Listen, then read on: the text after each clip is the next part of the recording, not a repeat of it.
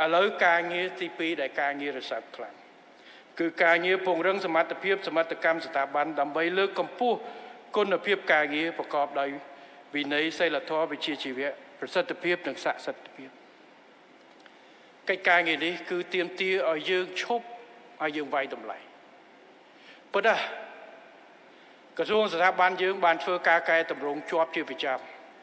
ហើយបានខិតខំកែសម្រួលជាពិសេសដំណាក់កាលមុនដែលយើងបោះឆ្នោតចូលក្នុងដំណាក់កាលអន្តរកាលនៃការសមានកម្មធំហើយការកែតម្រង់ជាបន្តប៉ុន្តែយើងក៏ត្រូវមានពេលមួយដែលយើងអាចឈប់បន្តិចមើលរួមតែម្ដងកន្លងទៅក្រសួងស្ថាប័នមួយគឺមានការឈប់វាយតម្លៃរៀងៗខ្លួនបាទនេះឡានប៉ុណ្ណឹងកំពុងតែបើកទៅមុខអត់មានអីប្រឆាំងបញ្ហាប៉ុន្តែឥឡូវចូលឆែកតិចសិនតើយើងអាចធ្វើអីបន្ថែមទៀតដើម្បីពង្រឹងឲ្យស្របតាមទិសដៅនិងស្ថានភាពបច្ចុប្បន្នក៏ដូចជាតម្រូវការនៃសំណុំពរភារកិច្ចបច្ចុប្បន្នហើយកិច្ចការងារនេះខ្ញុំបានតាំងពីដើមអាណត្តិយើងបានប្រកាសជាអាទិភាពធំដើម្បីយើងពិនិត្យមើលដើម្បីអីដើម្បីដោយខ្ញុំនិយាយនឹងធានានៅប្រសិទ្ធភាពបម្រើប្រជាពលរដ្ឋបន្ថែមទៀតដើម្បីយើងរួមគ្នាធ្វើតែម្ដងបាទឲ្យមានការឯកភាពគ្នាជារដ្ឋាភិបាលដើម្បីឲ្យយើងរួមគ្នានៅក្នុងការគិតគូរអំពីការដើរទៅមុខយ៉ាងណាកន្លែងណាដែលមានបញ្ហាយើងជួសជុលកន្លែងណាដែលល្អហើយយើងពង្រឹងបន្ថែមកន្លែងណាដែលមិនទាន់មានយើងត្រូវរៀបចំយ៉ាងម៉េចដើម្បីស្របព្រោះចង្ការរចនាសម្ព័ន្ធរបស់ក្រសួងស្ថាប័នរបស់យើងរៀបចំមក10-20ឆ្នាំហើយកាលនោះអត់ទាន់មាន digital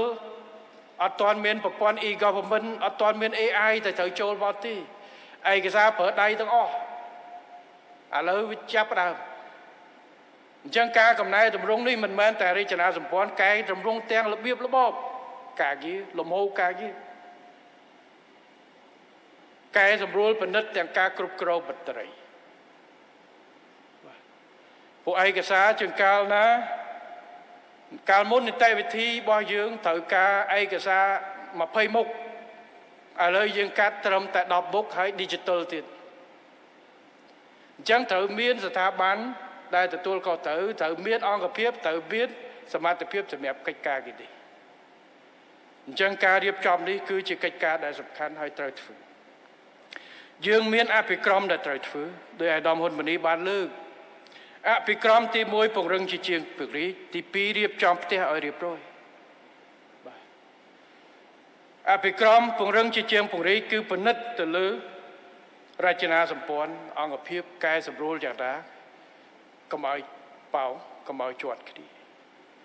សម្រួលតួនាទីភារកិច្ចយ៉ាងណាបង្រួមហើយករណីណាដែលត្រូវរៀបចំធ្វើយ៉ាងណាឲ្យបានល្អការរៀបចំផ្ទះឲ្យរៀបរយគឺការរៀបចំពិនិត្យនិងការពង្រាយមន្ត្រីការកុំឲ្យជាន់តួនាទីការងាររបស់ក្រសួងស្ថាប័នរបស់យើងកិច្ចការងារនេះមិនមែនជាកិច្ចការដែលកម្ពុជាកំពុងតែធ្វើទេប៉ុន្តែអភិក្រមខុសគ្នាឥឡូវឯកឧត្តមលោកជំទាវអានដឹងហើយគ្រាន់តែទៅឆ្នាំទៅនេះមានប្រទេសដែលខ្ញុំឲ្យស្រង់យ៉ាងហើយ6ប្រទេសដែលធ្វើការកំណែតម្រង់រដ្ឋបាលសាធារណៈហើយជាប្រទេសមហាអំណាចមិនមែនប្រទេសតូចតាចប្រទេសដែលសេដ្ឋកិច្ចខ្ពស់ជាងយើង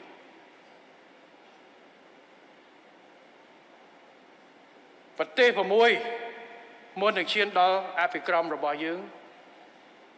មើលអភិក្រមនៃការកែតម្រង់ប្រទេសធំជាងគេគឺអាមេរិករដ្ឋបាលរបស់គាត់និយាយថាប្រទេសប្រសិទ្ធភាពថាប្រទេសមហាអំណាចមួយ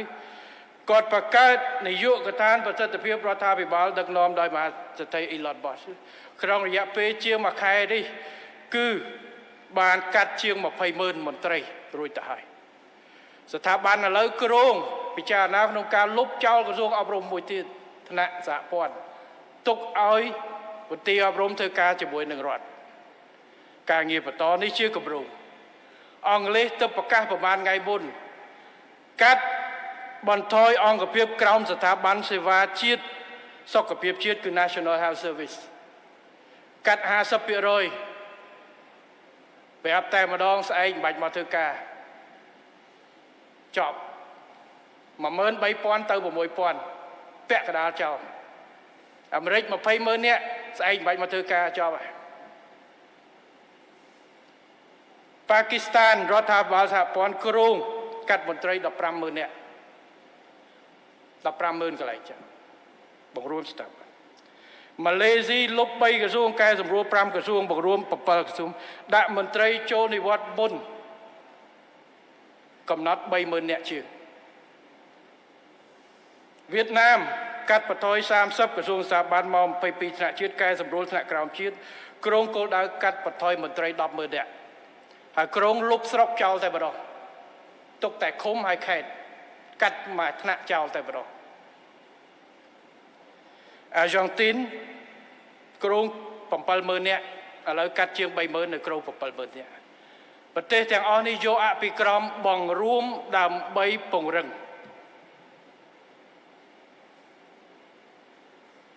អានេះបទពិសោធន៍ប្រទេសផ្សេងគឺបង្រួមដើម្បីពង្រឹង